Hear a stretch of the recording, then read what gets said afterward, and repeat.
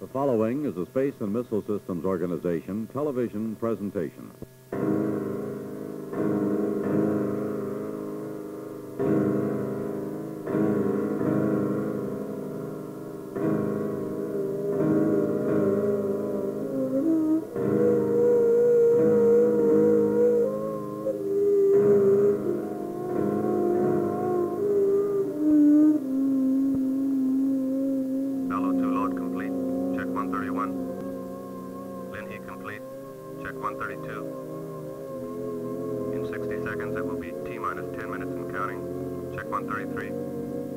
April 6, 1968. Launch Complex, A-Breeze AQ, Vandenberg Air Force Base, California. The objective of this launch is to place two OV-1 spacecraft and their 11 different scientific experiments into polar elliptical orbits. Two OV-1 propulsion modules will provide the energy to achieve the final orbit injection velocities. The launch vehicle is Atlas Booster 107F. On my mark, it will be T-minus 10 minutes and counting. 5, 4, 3, 2, 1. Mark, check 134. There's something unique about this and all the other E&F Atlas launches which are taking place at Vandenberg. 107F, the launch vehicle boosting this test, was first delivered to the Air Force in 1962. Until 1965, it belonged to the Strategic Air Command. Armed with its nuclear warhead, it stood ready to retaliate should the United States come under attack. It was located in one of 12 launch sites of the 551st Strategic Missile Squadron at Lincoln Air Force Base, Nebraska. Now, it is a space booster. So, for 107F, this is the second time around.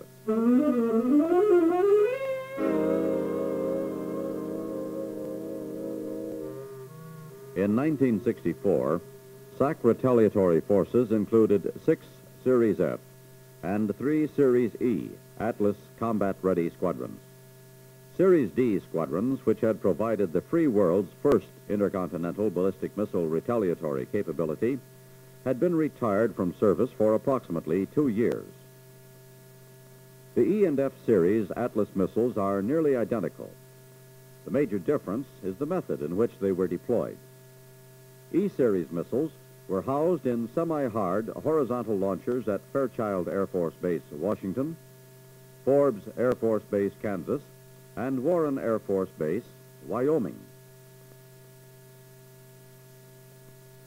F-series missiles were housed in hard underground silo launchers at Schilling Air Force Base, Kansas, Lincoln Air Force Base, Nebraska, Altus Air Force Base, Oklahoma, Dyess Air Force Base, Texas, Walker Air Force Base, New Mexico, and Plattsburgh Air Force Base, New York.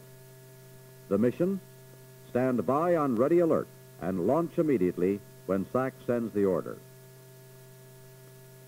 In November 1964, the Department of Defense announced that part of this country's missile force would be deactivated. In January 1965, the Atlas E and F squadrons began their deactivation tasks. One by one, the warheads were removed from the missiles, and the missiles removed from the launch site.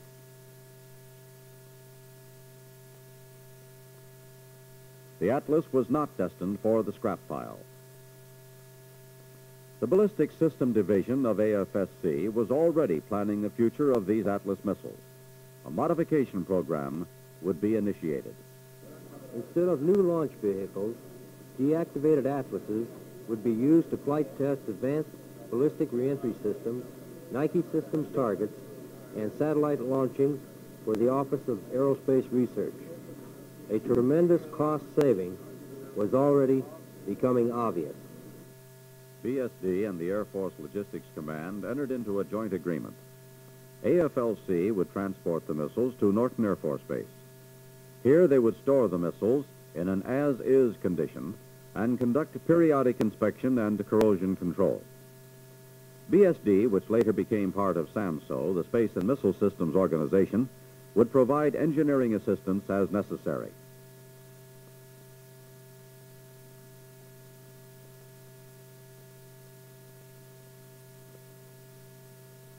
Launch Complex A-Breeze-A, consisting of a blockhouse and 3 launchers, would be refurbished and modified. Special equipment would be installed to handle a variety of payload requirements.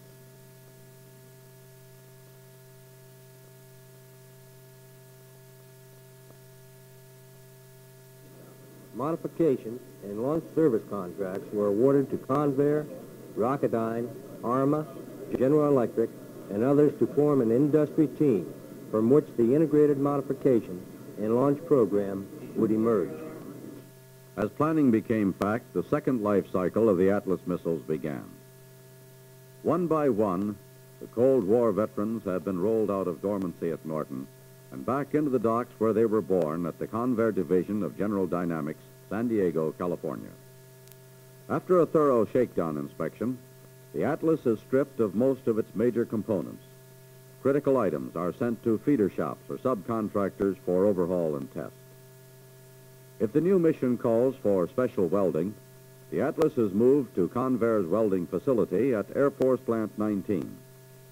Here in March 1967, a special payload adapter ring was welded to 107F so it could be mated with an 84-inch diameter payload support structure.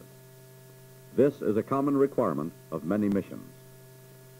5 other Atlas Fs, whose missions called for special structural and heat protection, were modified by cutting off the entire front end and installing new, heavier gauge LOX tanks. The welded missile tank is returned to Convair's Kearney Mesa plant, where modification and assembly continues. In the meantime, a mission peculiar kit has been assembled. Autopilot electronic components are modified and checked out. Special modifications are made to the airborne instrumentation and range safety systems. The critical components are returned from the feeder shops. Engines which had previously been selected for this flight are inspected and completely checked out prior to installation. The Atlas is transformed from SAC missile to space booster. As the system is installed, it is checked out. The final factory test is a complete combined systems test. All systems are exercised in an integrated test to the satisfaction of Air Force quality control. Atlas Booster 107F was sold to the Air Force in November 1967 and left for Vandenberg in January 1968. The first stop at Vandenberg is the Missile Assembly Building. Here the guidance pod, the vernier engines and fairings, the booster engine nacelles, and other loose equipment are installed. Launch pad mission peculiar modifications are completed before the booster arrives. These modifications become relatively simple because of the versatility added by the payload support system, which includes universal umbilical towers, extensive payload cabling, and cross-connect patchboards. Atlas 107F was erected on 13 February 1968. Then began the days of extensive checkout in preparation for a WDR, a wet dress rehearsal. This is a complete launch countdown involving all essential functions except engine ignition. Successful completion of a WDR signals the OK to prepare for launch.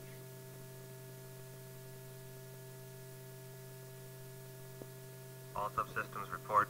ABETS. ABETS go. ONC. ONC go. Range telemetry. Range telemetry go. PU. PU go. Payload. Payload go. Landline. Landline go. Launch analyst. Analyst go. Launch operator. Operator go. Facilities. Facilities go. CSO. CSO go. GCO. GCO. RCO. RCO go. Photo. Photo go. ACO. ACO go. Launch controller. Launch controller go. GCO. GCO go. LOCC. LOCC go.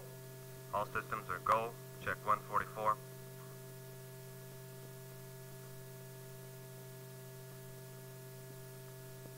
Recorders on fast. On my mark, commit start. 5, 4, 3, 2, 1. Commit start. OV-1 to internal. Halo 2 complete. We have ignition. Liftoff. Liftoff, normal. Roll program, normal. Beginning pitch program. On azimuth. On profile. On azimuth. On profile. Looking good. On azimuth. On profile. Everything looks good. Coming up on Vico. Atlas Booster 107F was launched on 6 April 1968, 5½ years from the date it was delivered as an operational missile to the Strategic Air Command.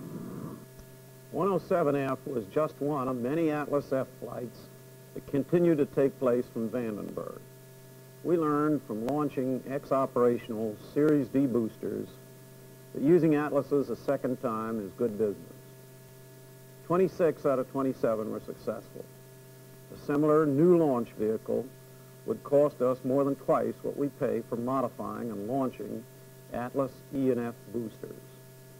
We've also gained a great deal of respect for the mission versatility of the Atlas E and F booster. For instance, the 107F mission was to inject 2 OV-1 satellites into polar orbit, but the Range Safety Office at Western Test Range will not permit a direct polar ascent trajectory from Launch Complex's Abras A, because powered flight would carry the vehicle over local populated land masses. The most southerly launch azimuth permitted was 225 degrees. The problem was solved by launching 107F along the permitted launch azimuth, and after 65 seconds, when it was well clear of all land masses, performing a yaw or dogleg maneuver into the desired polar plane. This dogleg to polar maneuver has become a routine. A recent range safety review conducted by the Western Test Range resulted in a widening of the launch corridor and permission to use a launch azimuth as southerly as 202.5 degrees. This, of course, translates itself into more available payload because less energy is required to make the turn. This is another unusual trajectory which the Atlas F has flown.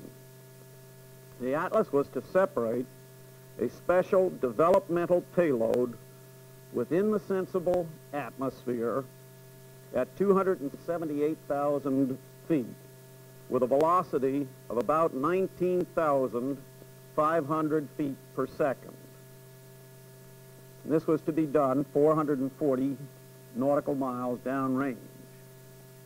The longer a launch vehicle remains in the atmosphere, that is, under 300,000 feet, the more heat is absorbed. Therefore, aeroheating was a prime constraint on this mission. To meet the required conditions and still maintain structural integrity, the Atlas had to exit from the atmosphere at about 75 nautical miles downrange. It had to pitch down and re-enter the atmosphere at approximately 250 nautical miles downrange, then continuing along almost horizontal until re-entry vehicle separation. The F boosters used for these missions had several heat protection modifications. They performed satisfactorily and proved the feasibility of this type trajectory. The E and F series Atlas has and is continuing to boost a variety of developmental reentry vehicles, auxiliary side-mounted payloads, and penetration aids for my organization, which is responsible for advanced ballistic reentry systems development. In addition, they are currently being used to launch booster upper stages with Army Ballistic Missile Defense Agency payloads and orbiting vehicles for the Office of Aerospace Research and the Space Experiment Support Program. This is the Atlas F payload for ballistic capabilities. The range selected is 4,200 nautical miles, which is the distance from Vandenberg Air Force Base to Kwajalein Missile Range in the Pacific. We see that the Atlas F can carry as much as 6,200 pounds at a reentry angle of minus 23 degrees. It has a payload capability of around 2,700 pounds at a minus 5-degree reentry angle, which is very shallow in ballistic missile work. This chart shows typical values for the payload orbiting capability of Atlas F. Here it lifts around 2,100 pounds into a 100 nautical mile circular polar orbit using the dogleg technique we talked about earlier. As the altitude goes up, the payload drops off until around 200 nautical miles in altitude. Our payload capability is essentially zero. Elliptical orbit capabilities involve a different set of values. These are general performance guidelines. The booster's inherent capabilities are greater than those shown here and are dependent on the particulars of the mission. Launches from Cape Kennedy, Florida, into easterly orbits would significantly increase the payload capability because of the direction of the Earth's rotation and the fact that the booster travels eastward. The orbital capability is increased still further by the use of existing upper stages. Here we show only OV-1 and burner 2 upper stages. We can orbit about 3,900 pounds in a 100 nautical mile orbit and continue on up to about 1,100 pounds at about 1,000 nautical miles of circular orbit. This is a single payload using a burner 2 upper stage.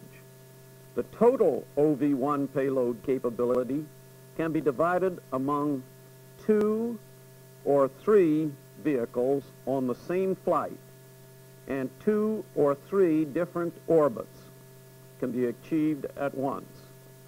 This gives potential payload offices a great deal of flexibility. The all-up launch cost of an Atlas F is about $2 million. This includes the costs associated with modification, checkout, transportation, and launching, including the hardware and services from Convair, or the modification and launch services themselves, Rocketdyne, General Electric, Teledynamics, ITT Kellogg, Stearns Rogers, and the cost for propellants and gases. Not included are the costs of payload peculiar modifications and or targeting. The reason the Atlas F is such a bargain is because the original manufacturing costs occurred and were written off in 1960-62. At the start of our modification and flight program, we had an inventory of 140 E's and F's. 9 of them were expended on non-flight programs. We've launched 34 and have firm requirements understood through 75 of 32. There are available 65 boosters for programs not yet scheduled. Potential uses are being explored for operational satellite programs, safeguard system test programs, and future reentry vehicle development tests. We intend to launch out the inventory as long as payload launch requirements within the capabilities of the Atlas E and F are made known to us, and we are sure that no deterioration due to age or shelf life has occurred. Remember, comparable new launch vehicles cost more than twice as much. Colonel Hugh Wynn of SMVV at the Space and Missile Systems Organization, Los Angeles Air Force Station, is responsible for the Atlas E&F booster refurbishment and launch services. In addition, Colonel Wynn manages the highly successful Atlas standard launch vehicles, SLV-3A and SLV-3C, which have flown many nationally significant payloads such as the Surveyor and Mariner mission. Please direct any questions to this office.